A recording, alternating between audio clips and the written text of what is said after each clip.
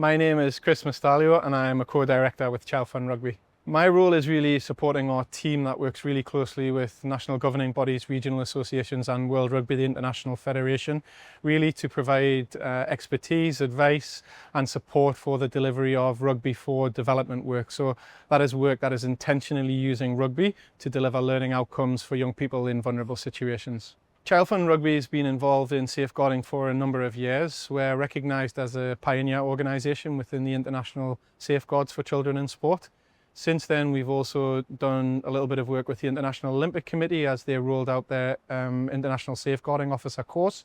So really providing some input around our experiences in relation to work in really low resource environments. So communities and countries where there's maybe not social services, where getting access to police may be a challenge at a village or a community level. So really working with sports organisations to help them navigate those challenges and leveraging community resources so that they're able to respond to safeguarding issues in an appropriate way. What's been really important for us is working with sports organisations to distinguish between community-based concerns and concerns that are in the sports activities themselves. So it's important that people have the opportunity to report community-based concerns. So these are concerns that are maybe related to violence outside of the sport, in the family or in the school perhaps. But the connections that sports federations can provide to service providers, or where service providers are not there, to adults in roles and responsibilities to take action. That's been a really critical component, particularly in those low resource environments where access to services may be a challenge. In a lot of communities where government services may perhaps be limited, it's really common that civil society organisations would fill some of that gap. So civil society organisations could be national NGOs, could be international NGOs, could be social enterprises in some cases, but often individuals or organisations that have got really specific expertise around case response. Sports federations don't have that and also really often don't need to have that.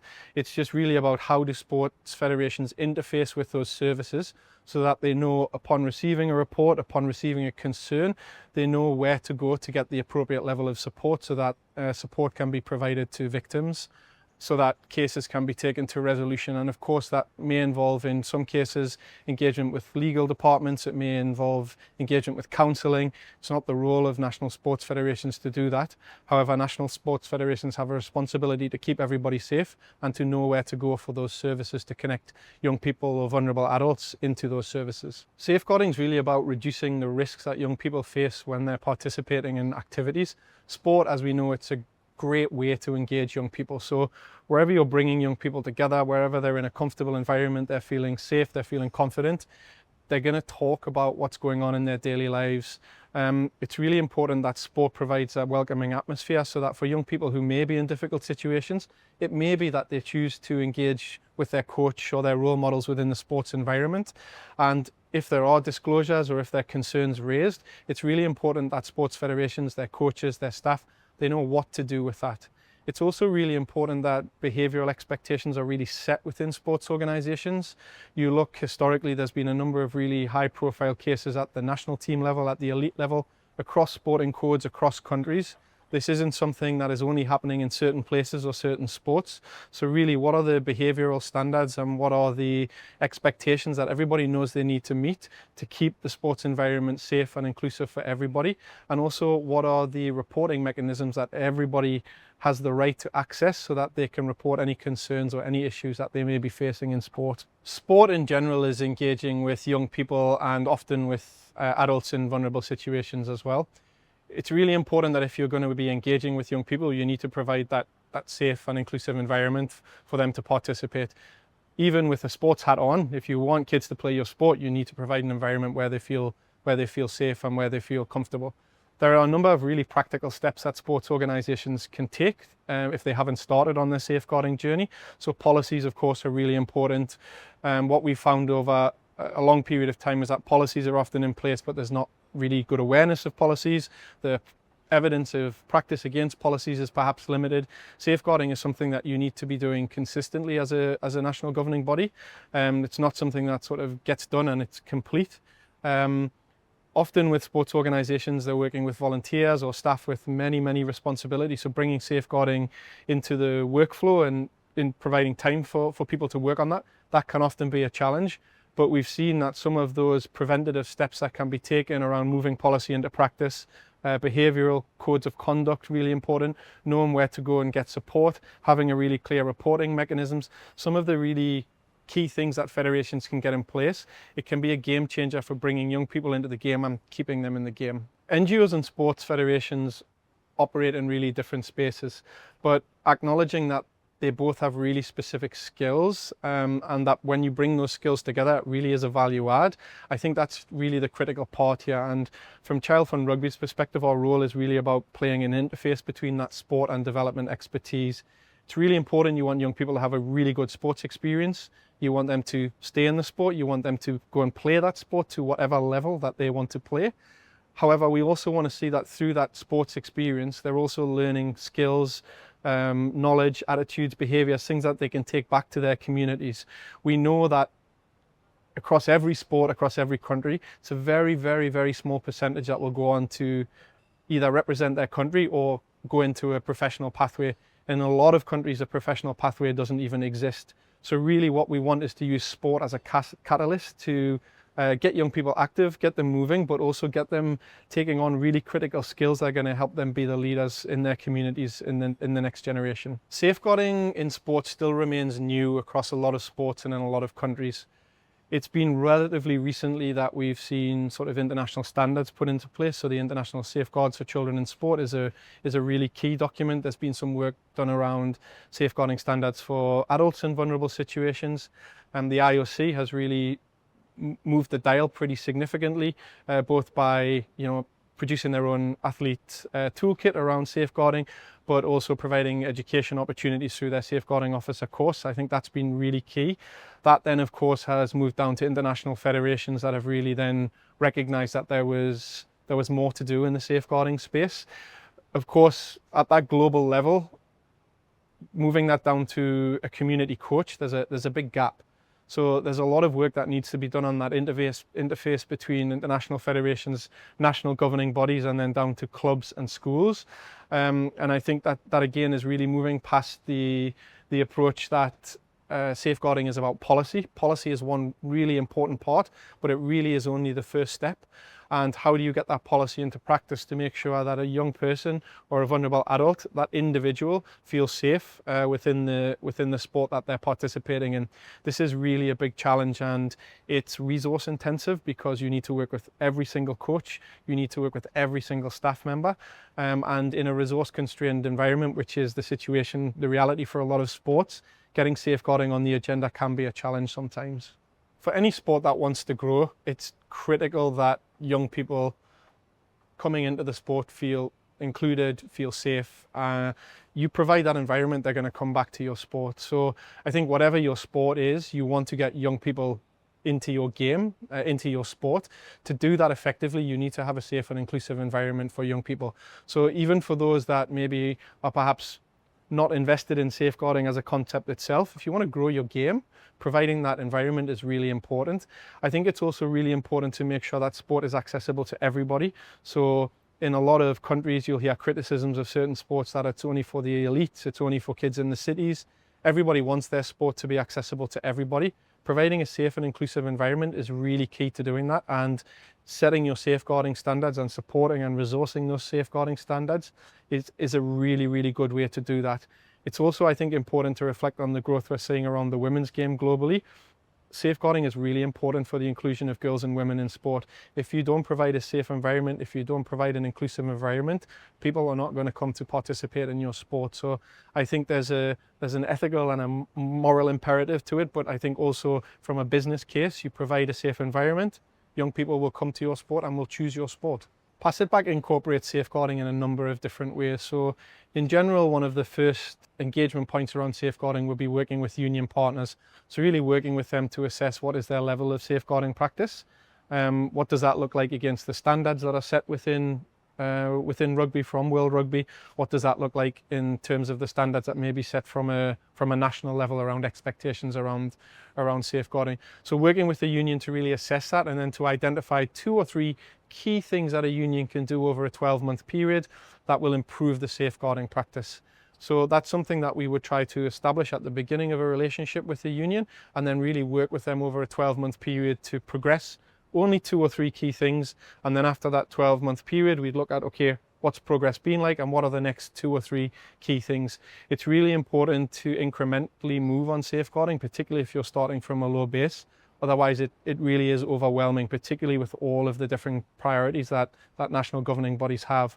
One area we're very strong on is around the coach engagement and training. That is really key. So even without a policy, when you're working with new coaches and you're training young people to be coaches, setting those expectations around their behaviour and outlining really clearly the consequences for not following that behaviour, as well as making sure that coaches and young people are aware of reporting mechanisms. That is also really setting the standards around safeguarding. And I think setting the standards is really key. If people are aware of the behavioural expectations and they're aware of the consequences of not following those behavioural expectations, it just sets a really good standard and a really good culture within a national governing body. So there are risks inherent whenever you bring young people together, whenever they're participating in sport. And in general, when you talk about those risks, the first thing people think about in rugby is this physical risks. And this is one element of it, right? So there's been a lot of work done around how you make the game safer from a contact perspective. Pass it back, we use a non-contact version of the game, so there's a lot of risk reduction there in terms of the physical element of the game. The area that's probably most important though is around that psychological safety and how people are engaging with each other. So what does that environment look like to reduce risks of bullying? How is bullying managed? What happens when a player is bullied? Do they feel comfortable enough to raise that with their coach? Is their coach equipped with the skills to then manage that within a group? What happens if something breaks into physical violence? How does a coach manage that? And how do young people have the skills to be able to cope with that within that sporting environment? So those are just 2 examples, but there's lots of different ways that safeguarding can reduce some of those risks for young people. And when you're working with young people, there are risks. You're bringing people together from a range of different backgrounds. We don't know what their family environment is like. We don't know what their home environment is like, their school environment is like. So there's a lot of complexity with that. And it's really important that sports federations acknowledge that and then take the steps that they can to reduce those risks. But most importantly, I think also knowing where they need to go for support if there's a concern raised or if there's an incident that they're made aware of, and making sure that that's dealt with safely, confidentially, and it's dealt with by people with the expertise to respond. Taking a proactive approach to safeguarding is really important at the community level. I think when young people are choosing what they want to do with their time, and in many cases when they are negotiating with parents or siblings around, can I get time? They're not going to use that capital to do something that they don't want to do, or to move themselves into an environment where they don't feel safe, or they're not comfortable, or they're going to be teased, they're going to be bullied. So by having those safeguarding practices and standards in place, what you're doing is really opening up that sports environment for participation from as many young people as possible. And ultimately, whatever your sporting code, that is what you want. You want young people coming to your sport, having a positive experience, and whether or not they stay with your sport, learning something and really feeling positive about their engagement. Over the last years in the work that I've been doing with sport at a national federation level, but also at an international federation level, one of the things that's always been really interesting to me is the focus on players. So players are really important. You don't have players, you don't have a sport. However, in many of the countries in which we work, it's the environment around an individual who may be a player that is most critical to whether or not that person will become a player. So that's gaining the confidence of parents, guardians.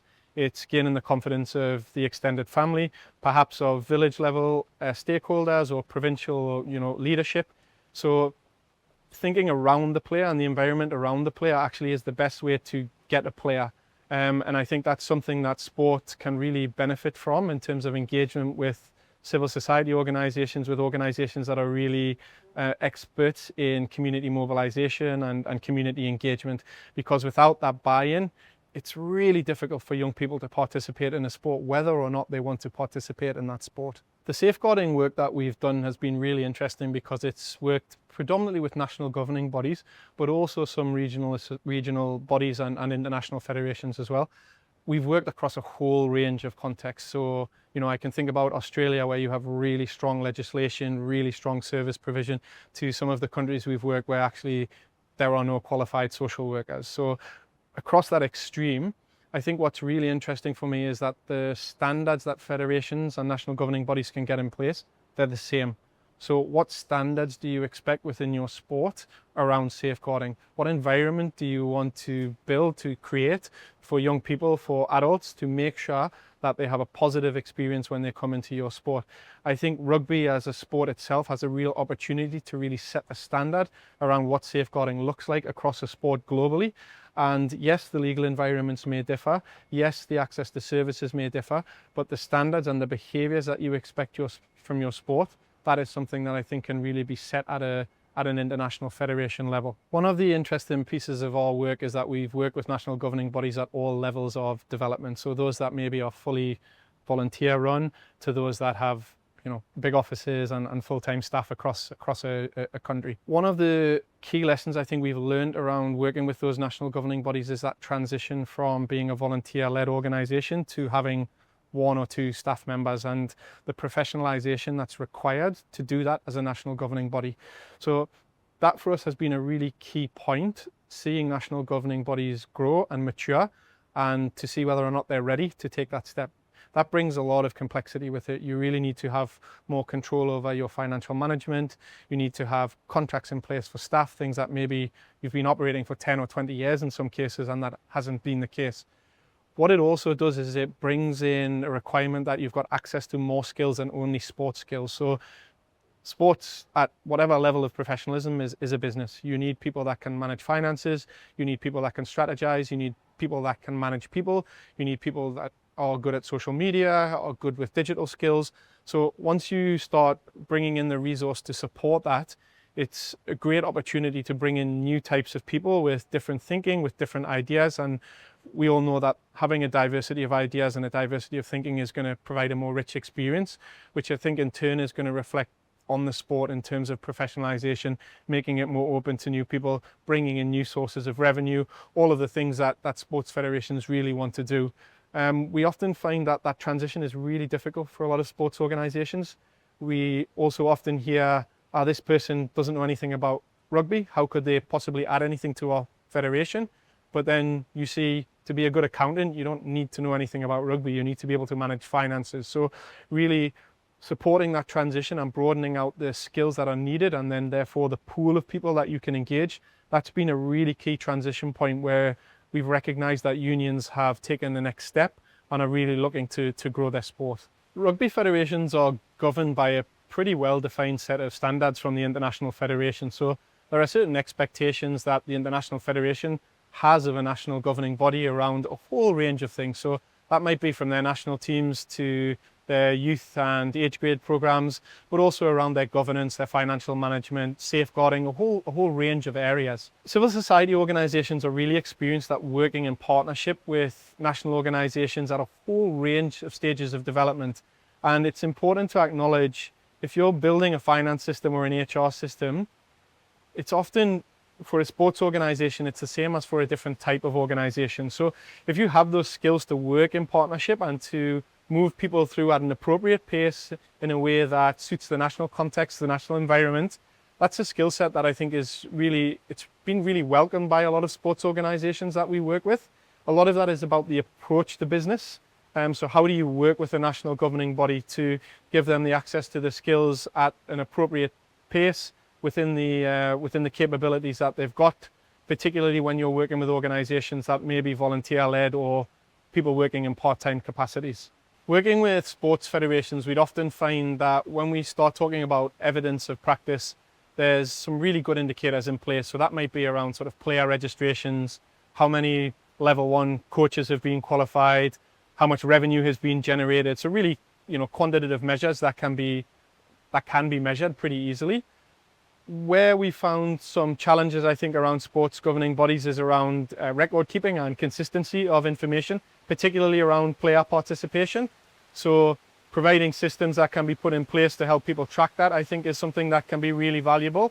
And then I think moving beyond that in terms of the learning element, which is something that we really bring, that development element. So the deliberate use of sport, what are young people learning and what are they doing with that learning? That's really powerful from a development perspective, but I think also from a brand perspective. If your support is supporting young people to make positive decisions in their lives. That's a really powerful branding narrative for your sport.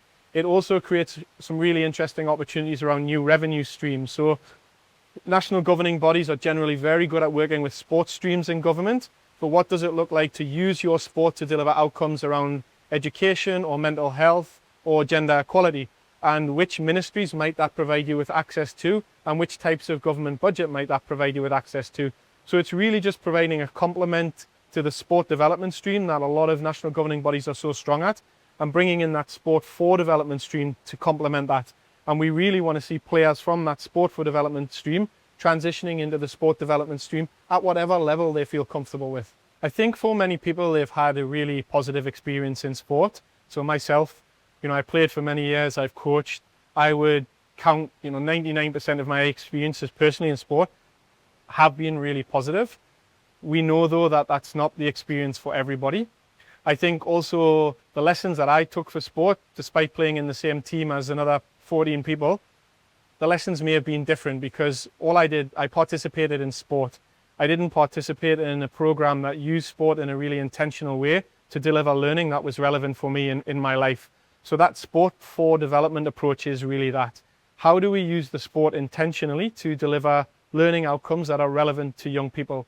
And we see the learning outcomes that young people identify as being really valuable for them or helping them understand around inequality in their communities, and that may be related to gender, may be related to ethnicity, a whole range of other things. And how do we create sports experiences that are inclusive so everybody can participate?